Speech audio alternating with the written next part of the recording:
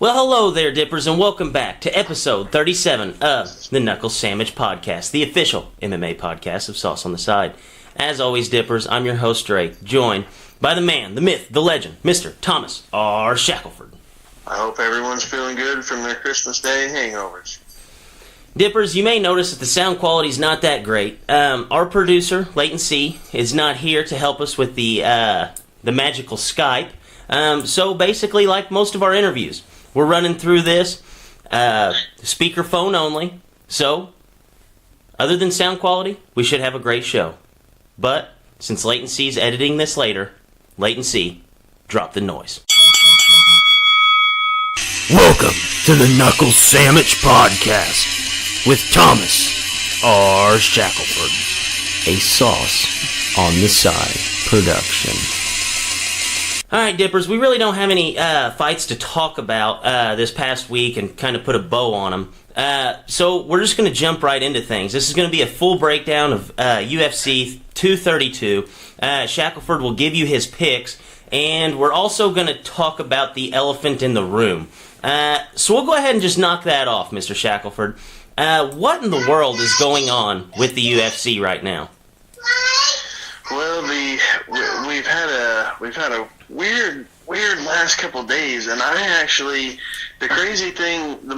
most crazy thing about it is I learned probably about the same time that most of the fighters that it affected learned. That was via Twitter on, forget which night it was, but I was just scrolling through Twitter, and I've seen about 5 headlines pop up that said UFC 232 been moved from Las Vegas to, I believe, Anaheim or California. So it's just a couple hours away, but everybody could probably just think about this. You've been training for this 8 weeks, 12 weeks, however long your camp was.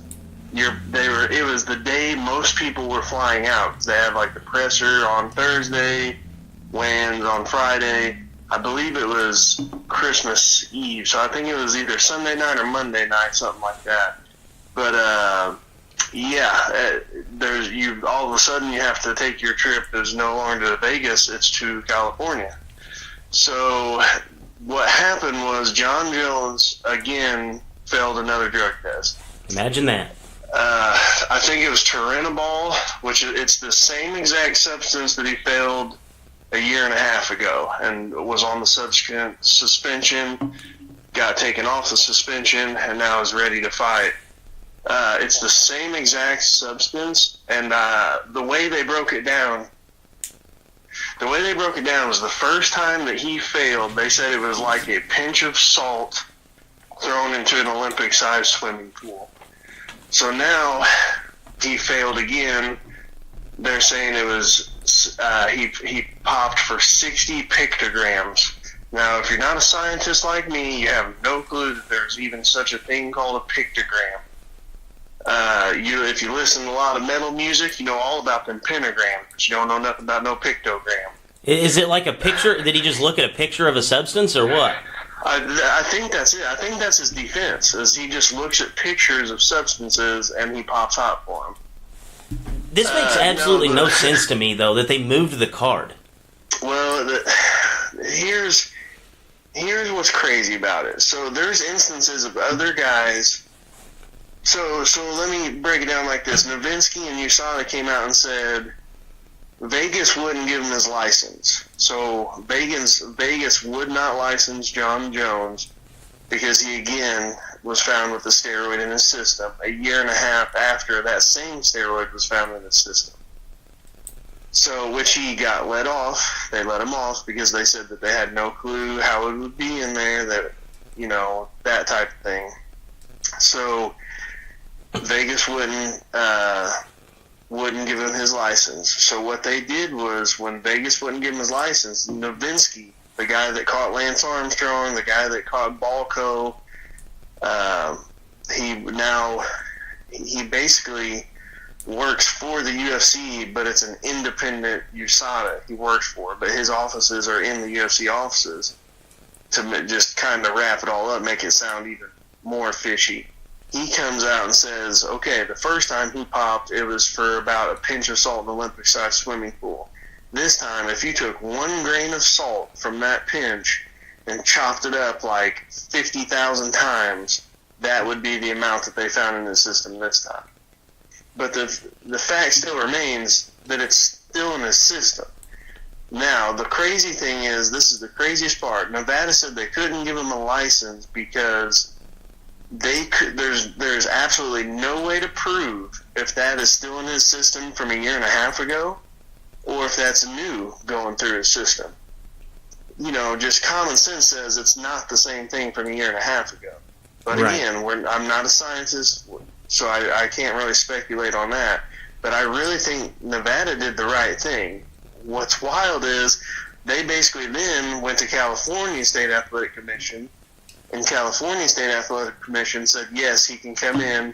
They had to fly him in. He got entered not only in the USADA program, but the WADA program, which I believe is the World Anti-Doping Agency program, and he has to enter into that. He'll be the first athlete to ever be in MMA to be entered into those two at the same time. So it was a long process reading through all the stuff and finding out about the pictograms and all that. It's pretty nuts. But there are other guys with cases like Josh Barnett, Frank Mir, Tom Lawler.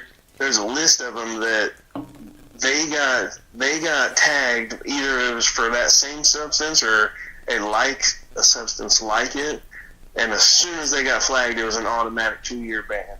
Instantly. Like, they weren't able to, they could have taken them to court and tried to get out of it and stuff like that, but basically by the time that they would have dragged them through court, it would have been longer and more costly than the original 2-year ban.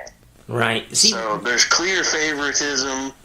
It's unprecedented that they moved a card for one single fighter, especially when this card's as stacked as it is. Just insanity. And probably the saddest part is a bunch of those guys, Chiesa, Kat Zingano, all those fighters, even all the way up to Corey Anderson, who's like third fight down, they found out via Twitter that nobody on the card, except for John Jones, I believe, found out from anything other than social media. That is unbelievable to me. This is like identical to if, Super Bowl week, we're running in hot, and then all of a sudden, like, the star quarterback of one of the teams gets popped for weed or something, and then they just say, okay, well, we're just going to go ahead and move this Super Bowl from Atlanta to somewhere where this is legal. And then all of a sudden, they just flex the Super Bowl straight from Atlanta to Denver. Yeah, and imagine all those fans. Which this, as far as fan base goes, and people going to the game or the event, it's not nearly as many. But, I bet you, I don't know the numbers, but I would say this was probably a sellout, probably like 18, 17, up that upper teens range of people coming, 1,000. Imagine that. Imagine, say your girlfriend or wife or whatever, grandma bought you this all-inclusive package to Vegas, and that was like this huge gift. Or you save up all your money all year to freaking go watch John Jones fight. You go, and guess what? The fight's 5 hours away in California. They won't refund anything, so you're just going to be sitting your ass in Vegas getting drunk and gambling. Yeah, no, I think this is one of the biggest black eyes that the UFC's seen in a long time. I understand some of the times whenever they actually have guys who fight, who get popped, they get popped in the draining weeks, but to actually move the card and the UFC to take a stance and basically back John Jones up on this issue is just mind-boggling to me, because you have 25 other fighters on this card that all now have to audible just because of John Jones and his lack of responsibility to basically be a pro. Yeah, and I think it's the UFC 200 effect. You remember this identical thing happened at UFC 200. Like 2 days before the fight, he gets popped. And that card, which was like the big, it had Lesnar, it had Corey, it had all those really big fighters on it. The pay-per-view numbers, which is essentially the only way the UFC makes money still. They're they're getting pretty old school as far as how they make their money. It's still off that pay-per-view model. It took a gigantic hit. Now, at the gate and things like that, it still did pretty well. But as far as pay-per-view numbers go, as soon as John Jones dropped off that card, even when they brought up Anderson Silva, it dropped dramatically. So I guarantee you 1,000,000% those new owners said, hey, the first pay-per-view that we bought you guys, before anybody knew that we had purchased you, we could see a clear drop, just a plummeting down of pay-per-view buys. And if that's how we're going to make money, you are moving this card to California. We don't care what the fan base says. Right. Okay, so now that we got kind of the housekeeping stuff out of the way, we'll kind of buzz through the fights here, and you'll give us a winner. And we'll actually start low and work our way all the way up to the main event. So first one that you said that you were wanting to break down is actually probably going to be your lock dog winner of the week. And who is that lock dog winner, kind of sitting in the preliminary of the card? It's one of the pound-for-pound goats of the sport, BJ Penn. He's fighting a dude named Ryan Hall. Ryan Hall is a kind of a new school BJJ guy, really amazing BJJ black belt.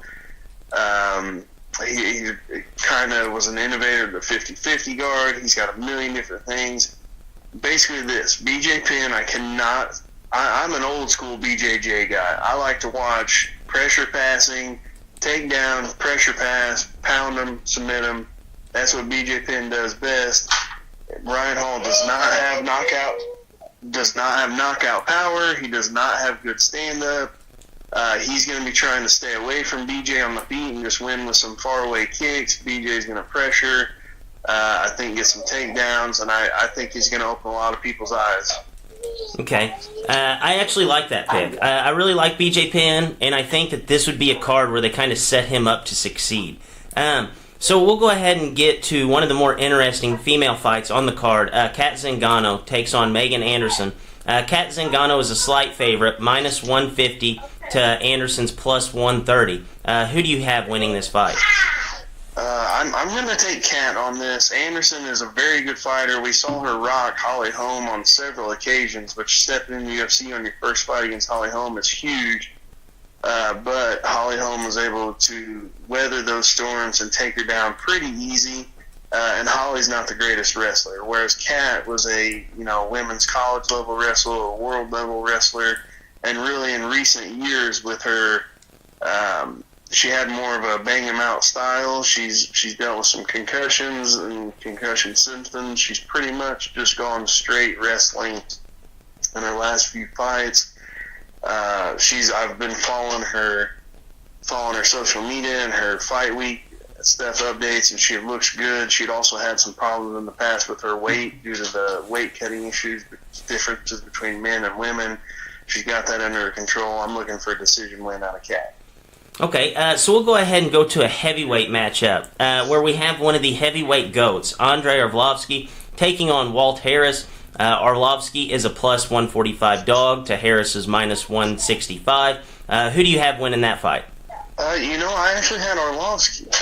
I didn't realize he was a dog. He's looked really good in his last few fights. Although Harris he beat a guy where he picked against him the last time against that Spitz guy. He had the dude on the ropes a few times, but overall that guy's competition level is way lower than Arlovski. So I'm actually surprised to see Arlovski get a dog there. Yeah, I actually like that pick as well. I really do like Arlovski. I actually thought he would be favored as well. And it's just so wild to see a guy like Andrei Arlovski with his fight style to be able to hang around in the UFC this long.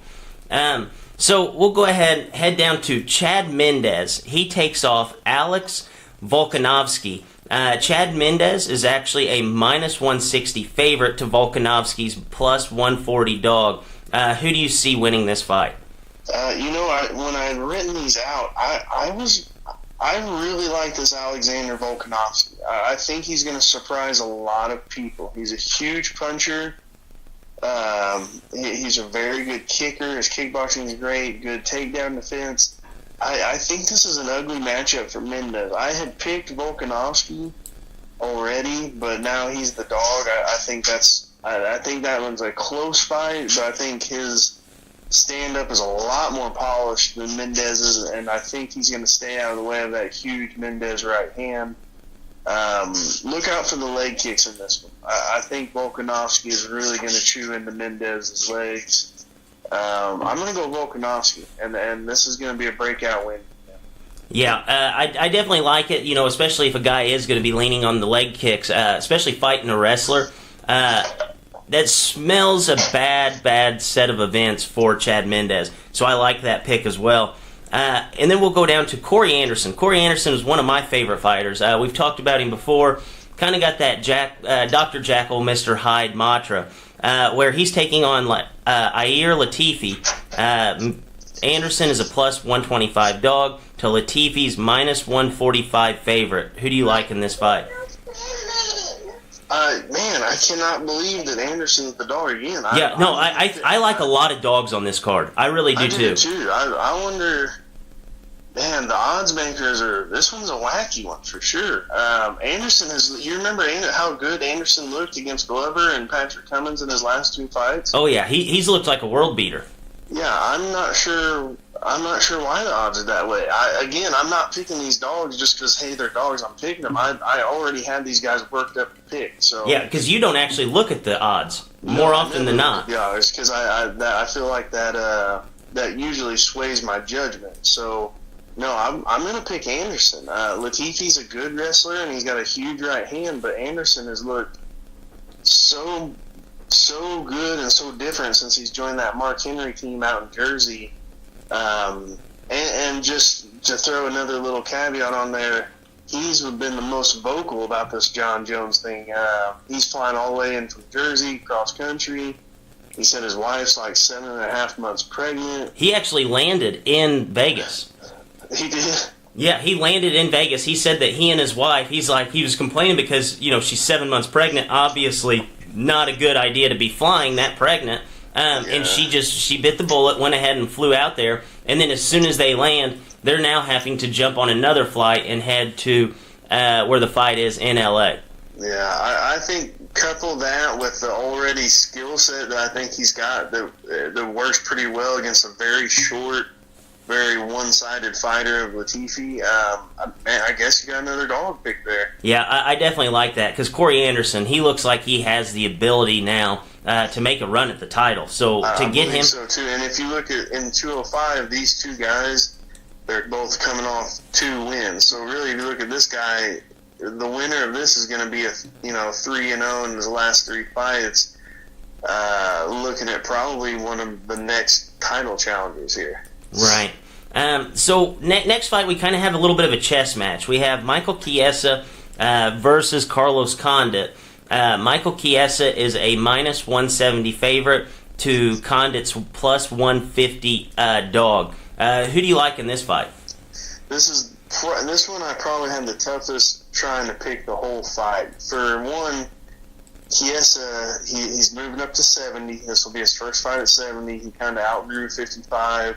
But in his last 2 losses, and he's saying it was because of his weight cut, but he starts hot and then just crumbles. Like, not fades away, he crumbles. He lost to Pettis. Actually got submitted by Pettis, and in my head, Poirier was the other one, I think. I can't remember the one before that, but both of them, he started so well, and then they were big. Oh, it was Kevin Lee. He just... I'll never say it looks like a guy gives up. Sometimes you can say, hey, that dude gave up.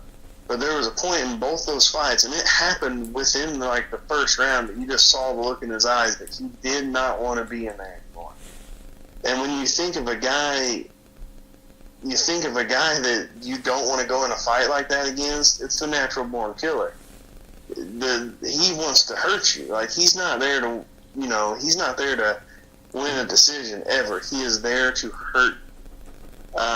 The only reason I'm not picking Condit right off the bat in this one was because he also had a 3-year layoff, and he's lost 2 fights where he didn't look like he lost the fire, which he had talked about, but he still was coming after him, but he was just a bit outmatched. One was against the Brazilian Cowboy, the other against Magny. So unfortunately, I am going to pick Chiesa, and I say unfortunately because Condit was just, when I started watching, he was this young kid in 2003 just tearing people up. like 19-year-old kid. He's my age. I really love him, but I just wonder if maybe Chiesa might be a little revitalized with the extra 15 pounds he doesn't have to cut. And he kind of takes it right to Condit with an early submission. Yeah, I think I agree with you. You look at Carlos Condit, he's actually lost 7 of his last 9 fights, which is a rarity for a guy to be able to hang around. And I do think that this will be kind of like a rebirth for Michael Chiesa, because time and time again, we've seen guys who lose in the fashion of Michael Chiesa that are able to bounce back once they, are able to walk around with that extra weight and not have to worry about the weight cut. So I do like that pick in Chiesa. So now we have our 2 main events. We have Amanda Nunes takes on Cyborg. Amanda Nunes is a plus 230 dog to Cyborg's minus 250. Really, we haven't seen Cyborg tested all that much. We've seen people survive in fights against her, but who do you see winning this fight? I don't see how you pick against Cyborg. I mean, like you said, we've seen her tested in micro doses. Holly Holm had a few minutes of action in there that wasn't bad. I forget her name. She came in. She's blonde. I forget her name, but the defense before Holly Holm, she came in, got a quick takedown on Cyborg. Other than that, I just can't really think of anybody that's really done anything real great against her. Amanda Nunes, although she is great, she will have the punching power that maybe Cyborg hasn't faced before in MMA.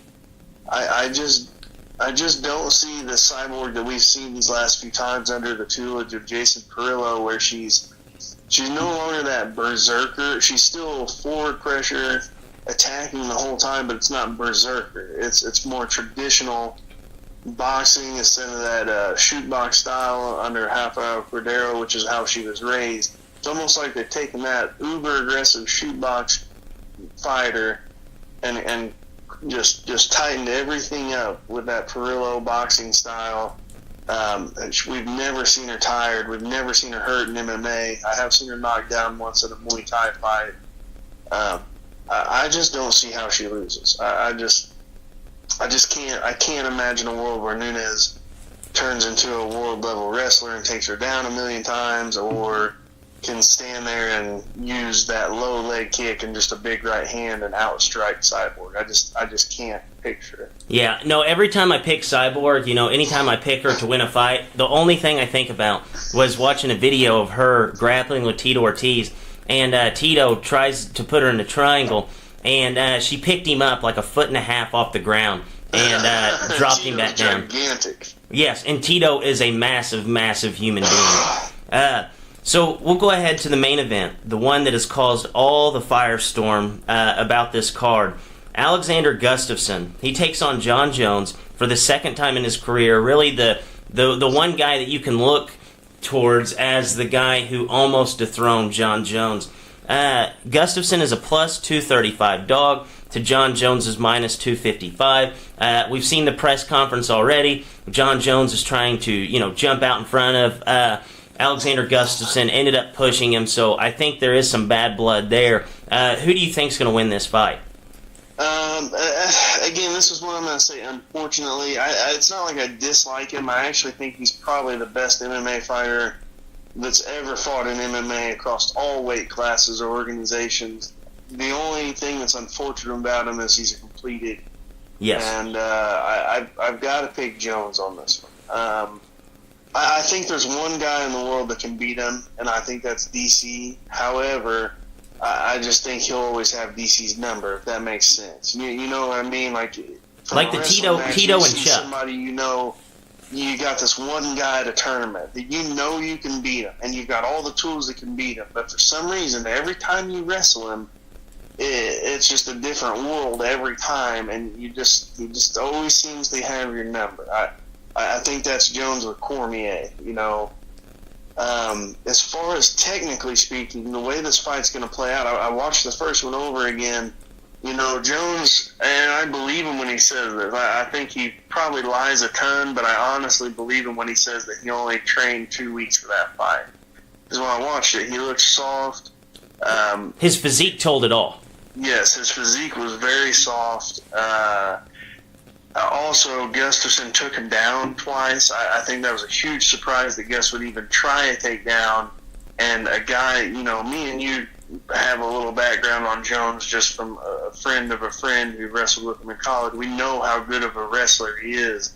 A guy that didn't wrestle his whole life and trained with Phil Davis for a year is not going to take John Jones that's training down. That's just the facts. So I think that surprise factor for the takedowns are gone.